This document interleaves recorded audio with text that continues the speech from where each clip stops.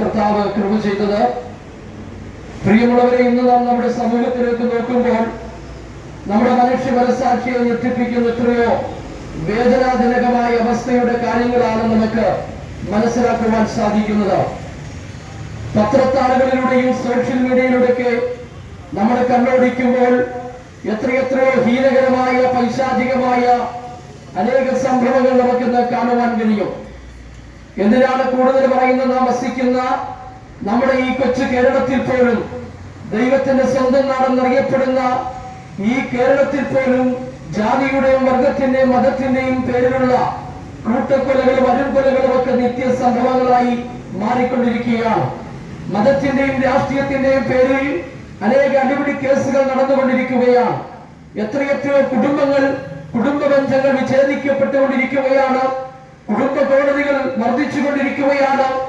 എത്രയോ യൗവനക്കാരായ ചെറുപ്പക്കാർ മദ്യത്തിനും മയക്കുമരുന്നിനുമൊക്കെ അടിമകളായി ജീവിതം നശിപ്പിച്ചുകൊണ്ടിരിക്കുന്ന ഒരു വല്ലാത്ത കാലഘട്ടത്തിലേക്കാണ് ഞാനും നിങ്ങളും കാലൂന്നി നിൽക്കുന്നത്. പ്രിയമുള്ളവരെ, എത്രയോ വാർത്തകൾ നമ്മുടെ മനുഷ്യ മനസ്സിനെ വേദനപ്പെടുത്തിക്കൊണ്ടിരിക്കുന്ന അനുഭവങ്ങൾ നമ്മൾ കണ്ടുകൊണ്ടിരിക്കുകയല്ലേ. നമുക്കറിയാം, അപ്പനമ്മമാർ കുഞ്ഞുങ്ങളെ വലിയ പ്രതീക്ഷയോടെ ഹയർ സ്റ്റഡിക്ക് വേണ്ടി അവരെ അന്യ സംസ്ഥാനങ്ങളിലേക്ക് പറഞ്ഞയക്കുന്നു. പക്ഷേ നമ്മുടെ കുഞ്ഞുങ്ങൾ 15, 16, 17 വയസ്സ് പ്രായമുള്ള പെൺകുഞ്ഞുങ്ങളടക്കം MDMA എന്ന് പറയുന്ന മാരകമായ മയക്കുമരുന്നിന്റെ പിടിയിൽ അമർന്ന ജീവിതത്തെ പാഴാക്കിക്കൊണ്ടിരിക്കുന്ന അനേക സംഭവങ്ങൾ നമുക്ക് കാണുവാൻ കഴിയും. ഇന്ന് പ്രായപരിധിയില്ലാതെ മയക്കുമരുന്നിന് അഡിക്റ്റായി, മദ്യത്തിന് അതേ അഡിക്റ്റായിക്കൊണ്ട് പെൺകുട്ടികളടക്കം ഇന്ന് ജീവിതം നശിപ്പിച്ചുകൊണ്ടിരിക്കുന്ന വാർത്ത ഞാൻ നിങ്ങളും കേട്ടുകൊണ്ടിരിക്കുകയാണ്. പ്രിയമുള്ളവരെ, നമ്മളത് ചിന്തിക്കേണ്ട കാര്യമുണ്ട്. എത്രയെത്രയോ ജീവിതങ്ങളാണ് ഈ ലോകത്ത് ആത്മഹത്യയുടെ പൊലിഞ്ഞുകൊണ്ടിരിക്കുന്നത്. ഒരു കുപ്പി വിഷത്തിലും അരച്ചാൻ കയറിലുമൊക്കെ ജീവിതം അവസാനിപ്പിച്ച് ഇവിടെ കൊണ്ടെല്ലാം കഴിഞ്ഞെന്ന് തീരുന്ന ഒരു തലമുറയാണ് ഈ കാലഘട്ടത്തിലൂടെ കടന്നുപോയിക്കൊണ്ടിരിക്കുന്നത്. എന്നാൽ ഞങ്ങൾക്ക് ഈ സന്ദേശത്തിലൂടെ നിങ്ങളോട് വിളംബരം ചെയ്യുവാനുണ്ട്. പ്രിയമുള്ളവരെ, മരണത്തിനപ്പുറത്ത് ഒരു മരണാനന്തര ജീവിതമുണ്ടെന്നുള്ള സത്യം തിരിച്ചറിയുക. ഒരുപക്ഷെ നമ്മൾ വിചാരിക്കും, പാർക്കുമെന്നല്ല വീടും സഞ്ചരിക്കുമെന്നല്ല വാഹനവും ആവശ്യത്തിലധികമായി ബാങ്ക് ബാലൻസുമൊക്കെ ഉണ്ടെങ്കിൽ ഇതാണ് സ്വർഗം, ഇവിടെ അടിച്ചു പൊളിച്ച് സുഖിച്ച് ജീവിക്കാമെന്ന് ചിന്തിച്ച് മരിച്ചു കഴിഞ്ഞാൽ മരണം കൊണ്ടെല്ലാം തീരുമെന്ന് ചിന്തിക്കുന്നെങ്കിൽ നിങ്ങളുടെ ചിന്ത വെറും മിഥ്യയാണെന്നുള്ള കാര്യം തിരിച്ചറിയുക. കാരണം മരണത്തിനപ്പുറത്തൊരു മരണാനന്തര ജീവിതമുണ്ടെന്ന് വിശുദ്ധ ബൈബിൾ ആധികാരികമായി പ്രഖ്യാപിക്കപ്പെടുന്നു. അതിന്റെ ഏക തെളിവെന്ന് പറയുന്നത് ലോകരക്ഷിതാവായ യേശുക്രിസ്തുവാണ്. ഇന്ന് മരിച്ചിട്ട് മരണത്തെ ജയിച്ച് ഇന്നും ജീവനോടിരിക്കുന്ന ഒരുവനുണ്ടെങ്കിൽ അത് കർത്താവായിരിക്കുന്ന യേശുക്രിസ്തുവാണ്. പ്രിയമുള്ളവരെ, അനേക ഉലക മഹാന്മാർ നമുക്കുണ്ടായിരുന്നു, അനേക തത്വചിന്തകന്മാർ നമുക്കുണ്ടായിരുന്നു, അനേക രാഷ്ട്രീയ നേതാക്കന്മാർ നമുക്കുണ്ടായിരുന്നു, ഗുരു ആചാര്യന്മാർ നമുക്കുണ്ടായിരുന്നു. പ്രബുദ്ധ കേരളത്തിൽ വിദ്യാസമ്പന്നരായി നിലകൊള്ളുന്ന ഈ കേരളത്തിൽ എത്രയെത്രയോ ശക്തന്മാരായ ആളുകൾ നമുക്കുണ്ടായിരുന്നെങ്കിലും അവരൊക്കെ ഈ ആറടി മണ്ണിൽ നീറിയൊടുങ്ങുമ്പോൾ മരണത്തെ ജയിച്ചെന്നും ജീവിക്കുന്നവരുണ്ടെങ്കിൽ അത് ഞാൻ പ്രസംഗിക്കുന്ന കർത്താവായിരിക്കുന്ന യേശുക്രിസ്തുവാണ്. ഉരുക്കുവല്ലുകൊണ്ട് ഉലകം ചമച്ച അനേക വീരശൂര പരാക്രമികൾ ആറടി മണ്ണിൽ നീറിയൊടുങ്ങുമ്പോൾ ഫലസ്തീന്റെ മണ്ണിൽ തുറന്നു കിടക്കുന്ന ഒരു കല്ലറയുണ്ടെങ്കിൽ അത് ഞാൻ പ്രസംഗിക്കുന്ന കർത്താവായ യേശുക്രിസ്തുവിന്റെ കല്ലറയാണ്. ഇന്നും തുറന്നു കിടക്കുന്ന ഒരു കല്ലറ, ഇന്നും സത്യം വിളിച്ചു പറഞ്ഞുകൊണ്ടിരിക്കുന്ന ഒരു കല്ലറ, അത് യേശുക്രിസ്തുവിന്റെ കല്ലറയാണ്. എന്നെ കേൾക്കുന്ന സഹോദരങ്ങളെ, കർത്താവായിരിക്കുന്ന യേശുക്രിസ്തു ഇന്നേക്ക് 2026 വർഷങ്ങൾക്കപ്പുറത്ത് മാനവകുലത്തിന്റെ പാവത്തിന്റെ വീണ്ടെടുപ്പിന് വേണ്ടി പാവമില്ലാത്തവരായി പാവം നിറഞ്ഞ ഈ ലോകത്തിലേക്ക് കടന്നു വരികയും തന്റെ 33 തിരുവയസ്സിൽ മനുഷ്യരാശിയുടെ വീണ്ടെടുപ്പിന് വേണ്ടി അവസാനത്തുള്ള രക്തവും കാൽവരി ക്രൂശിൽ കൊടുത്ത് മനുഷ്യന് വേണ്ടി എന്നേക്കും ഒരു മറുമലയായി തീർന്നുവരിടയായി തീർന്നു.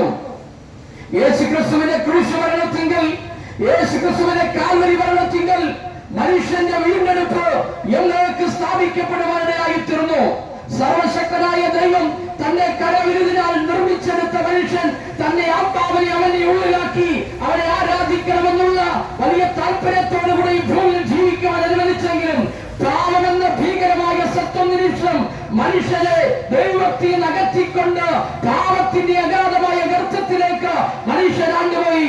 മനുഷ്യനെ വീണ്ടെടുക്കുവാൻ ഇവിടുത്തെ സംഹിതകൾക്കോ ഇവിടുത്തേതായിരിക്കുന്ന ഒരു പ്രത്യേക ശാസ്ത്രങ്ങൾക്കോ കഴിയാതിരിക്കുമ്പോൾ മനുഷ്യവർഗത്തിന്റെ വീണ്ടെടുപ്പിന്റെ വരവിലേക്ക് വേണ്ടി വേഷത്തിൽ മനുഷ്യനായി ദാസരൂപമെടുത്ത് തന്നെത്താൻ താഴ്ത്തി മരണത്തോളം ക്രൂശിലെ മരണത്തോളം അനുസരണയുള്ളവരായി തീർന്നു.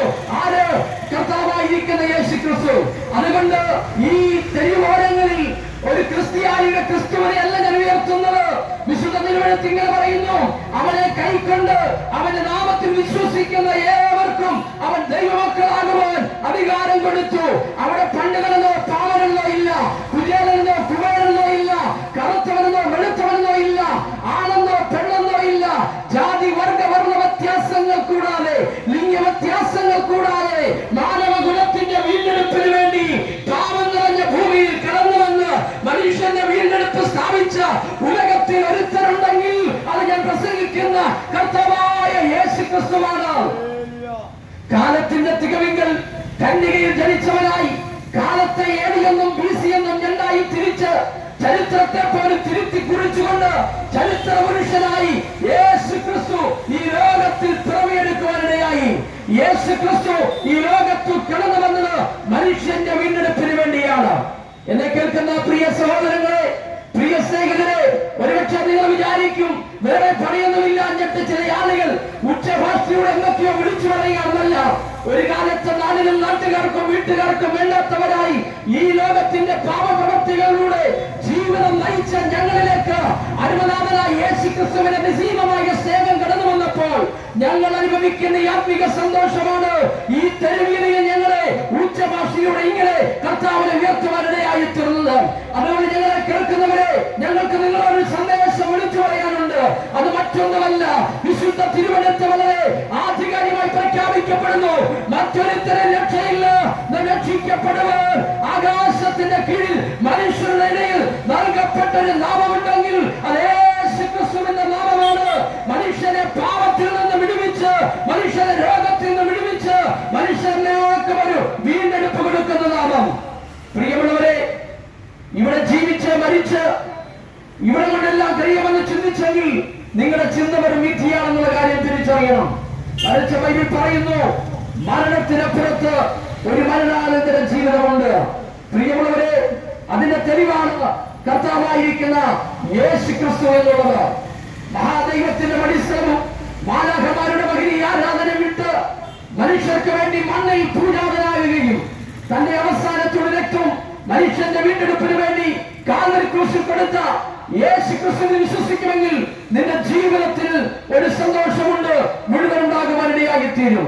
ഒരുപക്ഷെ അല്പസമാധാനത്തിന് വേണ്ടി, അല്പസന്തോഷത്തിന് വേണ്ടി, ഒരു അനുഗ്രഹമായ കുടുംബ ജീവിതത്തിന് വേണ്ടി വളരെയധികം പണം ചിലവഴിച്ച് ഹോസ്പിറ്റലുകളിലൂടെ കടന്നു കയറിയ ഒരു വ്യക്തിയാണ് താങ്കളെങ്കിൽ നിങ്ങൾക്ക് വേണ്ടിയാണ് ഈ സന്ദേശം ഞങ്ങൾ വിളിച്ചു പറഞ്ഞത്. നിങ്ങളുടെ ശാപത്തെ മാറ്റുവാൻ, നിങ്ങളുടെ രോഗത്തെ മാറ്റുവാൻ, നിങ്ങളുടെ കുടുംബത്തിൽ സമാധാനം നൽകി തരുവാൻ സമാധാന പ്രിയനായ യേശുവിന് കഴിയുമെന്നുള്ള കാര്യം തിരിച്ചറിയുക. പ്രിയമുള്ളവരെ, ഒരു പദയാത്രകളോ കർമ്മമാർഗങ്ങളോ നേർച്ചകളോ കാഴ്ചകളോ കർമ്മങ്ങളോ ഒന്നും മനുഷ്യന്റെ വീണ്ടെടുപ്പിന് ഒന്നും കാരണമാകാതിരിക്കുമ്പോൾ മനുഷ്യന്റെ വീണ്ടെടുപ്പിന് മറവിലയായി കാൽവരി ക്രൂശിൽ തന്റെ അവസാനത്തിൽ രക്തം കൊടുത്ത് എന്നേക്കും ഒരു വീണ്ടെടുപ്പ് സ്ഥാപിച്ച യേശുക്രിസ്തുവിൽ വിശ്വസിക്കുക. എന്നാൽ നീ നിന്റെ കുടുംബവും രക്ഷ പ്രാപിക്കും. രക്ഷയ്ക്ക് വേണ്ടി പദയാത്ര നടത്തുന്നവരെ, കർമ്മമാർഗങ്ങൾ നടത്തുന്നവരെ, നേർച്ച കാഴ്ചകൾ അർപ്പിക്കുന്നവരെ, ഇതൊന്നും നിങ്ങളുടെ ജീവിതത്തിൽ സമാധാനം തരുവാൻ കഴിയുകയില്ല. എന്നാൽ മനുഷ്യന്റെ വീണ്ടെടുപ്പിന് മറവിലയായി തീർന്ന യേശുക്രിസ്തു മാത്രമാണ് സമാധാനത്തിന്റെ രക്ഷിതാവെന്ന് ഈ സന്ദേശത്തിലൂടെ ഞങ്ങൾ നിങ്ങളോട് വിളിച്ചു പറയട്ടെ. അതുകൊണ്ട് തന്നെ ഇതാകുന്നു രക്ഷാ ദിവസം, ഇതാകുന്നു സുപ്രസാദകാലം. ഒരുപക്ഷെ ഇങ്ങനെ തെരുവുകളിലും തെരുക്കോടുകളിലും ഉച്ചഭാഷ കൊണ്ട് ഇങ്ങനെ അതേ ശബ്ദം കേൾക്കുവാനില്ലാത്ത ഒരു ഇരുണ്ട കാലഘട്ടം മനുഷ്യനെ കടന്നു പിടിക്കുന്നതിന് മുമ്പേ ഇതാകുന്നു എന്റെ രക്ഷാ ദിവസം എന്ന് മനസ്സിലാക്കിക്കൊണ്ട് യേശുവിന് വേണ്ടി താങ്കളുടെ ഹൃദയം തുറന്നു കൊടുക്കുമെങ്കിൽ നിന്റെ ഹൃദയത്തിന്റെ അകത്ത് കടന്നു വന്ന നിന്റെ പാപമംഗലമായ ജീവിതത്തെ എന്നേക്കും മാറ്റിയിട്ട് ഒരു അനുഗ്രഹമേറിയ ജീവിതം നൽകി തരുവാൻ യേശുവിന് കഴിയുമെന്ന് ഇന്ന് പകൽക്കാലം ഈ സായം സന്ധിയിൽ ഞങ്ങൾ വിളിച്ചറിയിക്കട്ടെ. പ്രിയമുള്ളവരെ, ഇന്ന് നാം സമൂഹത്തിലേക്ക് നോക്കിക്കേ, എത്രയെത്രയോ ആളുകൾ നശിച്ചുകൊണ്ടിരിക്കുകയാണ്. എത്രയോ ആളുകൾ കൊലപാതകത്തിന്റെയും അതുപോലെയുള്ള പീഡനങ്ങളുടെയും മുമ്പിൽ അകപ്പെട്ട് ജീവിതം നശിപ്പിച്ചുകൊണ്ടിരിക്കുന്ന അനേക വാർത്തകൾ ഞാൻ നിങ്ങളും കേട്ടും കണ്ടുകൊണ്ടിരിക്കുന്ന കാലഘട്ടമല്ലേ പ്രിയമുള്ളവരെ? കഴിഞ്ഞിടയ്ക്ക് പത്രത്താളുകളിലൂടെ വന്ന വാർത്തയുണ്ട്.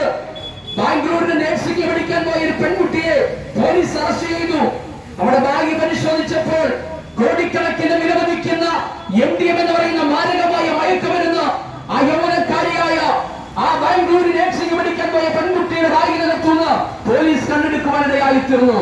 നമ്മൾ അറിയാതെ നമ്മുടെ കുഞ്ഞുങ്ങൾ, യൗവനക്കാരായ ആളുകൾ എത്രയെത്രയോ വലിയ വലിയ മാഫിയ സംഘങ്ങളെ പിടിയിലമർന്ന് അവർ മയക്കുമരുന്നിനും മദ്യത്തിനും അടിമകളായി എഡിറ്റായി ജീവിതത്തിൽ നിരാശ അനുഭവിച്ചുകൊണ്ട് എങ്ങനെയെങ്കിലും ഒന്ന് മരിച്ചാൽ മതി എന്ന് പറഞ്ഞുകൊണ്ട് ആത്മഹത്യയെ കുറിച്ചുകൊണ്ട് ചിന്തിച്ചുകൊണ്ട് ജീവിതം നയിച്ചുകൊണ്ട് അനേക വ്യക്തി ജീവിതങ്ങളെ നമുക്ക് കാണുവാൻ കഴിയും. നിങ്ങൾക്കറിയാമോ, കഴിഞ്ഞിടയ്ക്ക് തിരുവല്ല പെരുന്തുരുത്തിക്കടുത്തുള്ള ഇടിഞ്ഞില്ലം എന്ന് പറയുന്ന സ്ഥലത്തിന് കുറച്ചുകൂടെ പുറത്തു മാറി വേദന എന്ന് പറയുന്ന ഒരു സ്ഥലത്ത് ഒരപ്പനും ഒരമ്മയും കാറിനകത്ത് കത്തിച്ചാമ്പലായി. വാർത്ത കേട്ട ജനമെല്ലാം ഓടിക്കൂടി. കാര്യങ്ങൾ അന്വേഷിച്ചപ്പോൾ മനസ്സിലായത് അവർക്ക് ഒരേ ഒരു മകനെ ഉണ്ടായിരുന്നുള്ളൂ. ഒറ്റ മകൻ. ആ മകനിലാണ് സകല പ്രതീക്ഷയും അർപ്പിച്ചിരുന്നത്. നാളെ എന്റെ മകൻ എനിക്കൊരാശ്വാസമാകുമെന്ന് ചിന്തിച്ച അപ്പനും അമ്മയും ആ മകൻ നിമിത്തം ആ കാറിനകത്ത് കത്തിച്ചാമ്പലാകുന്നതിന് കാരണമെന്നാണ് കേൾക്കണമോ?